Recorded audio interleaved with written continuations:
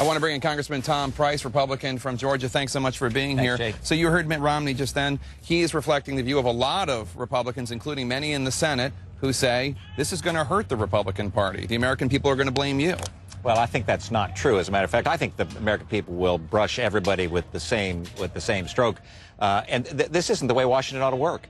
The fact of the matter is the president and his party and Harry Reid have refused to compromise on anything whatsoever. The Republicans, if you'll think about it, have put forward a repeal bill, have put forward a defund bill, have put forward a delay bill. Those are three different compromises, if you will, for the president's health care law that we believe to be destructive not only to quality health care, and as a physician, I can tell you it's harming quality health care, it's destructive to the economy and it's destructive to small and large business.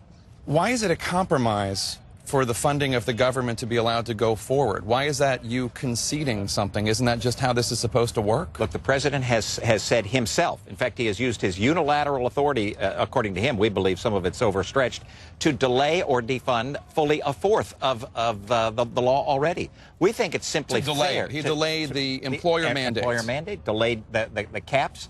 Delayed and actually said you don't have to prove that you are eligible for a subsidy in order to get a subsidy. Those are simply things that say that his law isn't ready for prime time. We believe that, in fact, what he ought to say is that it's not ready for prime time for the American people either. Because, again, it's destructive to quality health care and it's destructive to the economy. We ought not stand idly by and have that go into effect. Don't you think that you're stepping on... You want to have this discussion about Obamacare, and I understand that, and that is certainly a discussion worth having. Don't you think that you are ruining that message by instead there are all these veterans who aren't going to get benefits, all these people who work for the government who aren't going to be able to work and pay the bills for their families? The American people are going to look, whether they blame both the Democrats and Republicans or just the Republicans, I guess we'll see. But we're not talking about Obamacare. We're talking about Republicans and Democrats and the government shutdown. Jake, think about what the Republicans in the House have done. They have passed multiple pieces of legislation to fund the entire government,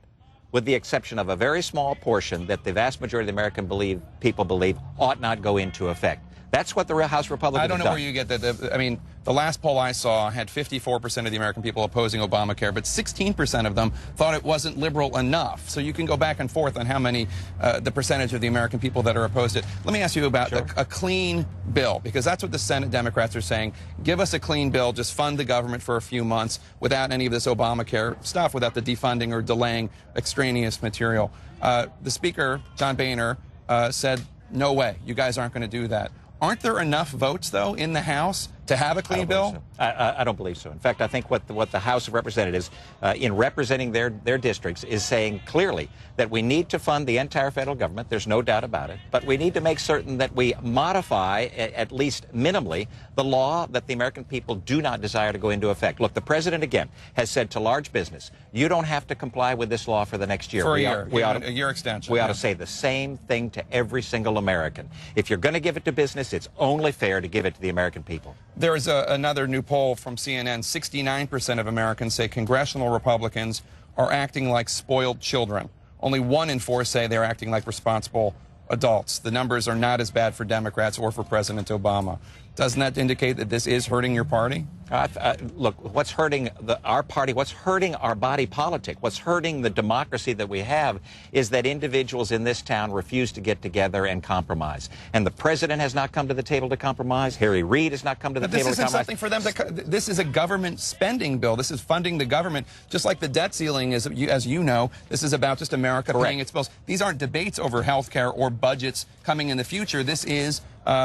These are separate issues. Oh, but Jake, they are. 17 times since 1976, this piece of legislation, the spending bills for the American people, have had something tied to it that the other party wanted. 12 times under Tip O'Neill when he was Speaker of the House. So the fact of the matter is, it is about things other than just spending. Remember, spending out of this building behind us demonstrates the priorities of the American people. And so one of the priorities we ought to have is to make certain that people's health care isn't harmed, that the economy isn't harmed, that we're able to have small businesses create jobs, not become a part-time economy and a part-time America. That's what this bill is doing. So it's okay with you if the roles are completely reversed, let's say in 4 years, as a Republican president, a Republican Senate, and the Democrats have the House, and Democrats say, we're going to shut down the government unless you raise taxes on the wealthiest Americans. I mean, you disagree with it, but that's okay. That tactic is okay. That's not what we've said. We've said we want to fund the entire federal government, with the exception of that portion that the American people don't believe is ready for prime time. We want to make certain that jobs are created. We don't want part-time jobs. We want full-time jobs. No, but I'm saying the tactic of saying, you don't have the votes to do what you want to do with Obamacare in the Senate. I don't know that.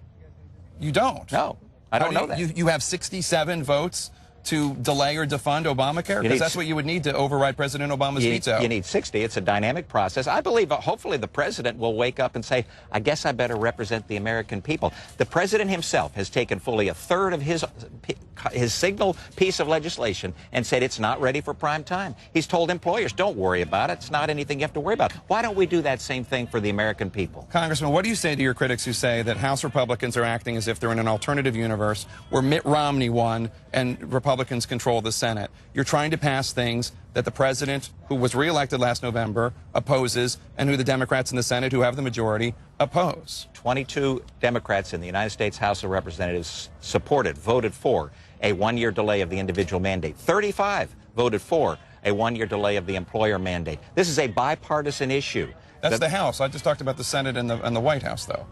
79 individuals in the United States Senate voted for a medical device tax repeal earlier this year. The fact of the matter is Harry Reid won't let them vote. He just tabled it. How dismissive is that of the normal process that ought to occur here, the normal give and take? The folks that won't compromise are the President of the United States, Harry Reid, and Mrs. Pelosi. Those are the folks that won't compromise. Congressman Tom Price of Georgia, thanks so much for coming in. Thanks, We Jake. appreciate it.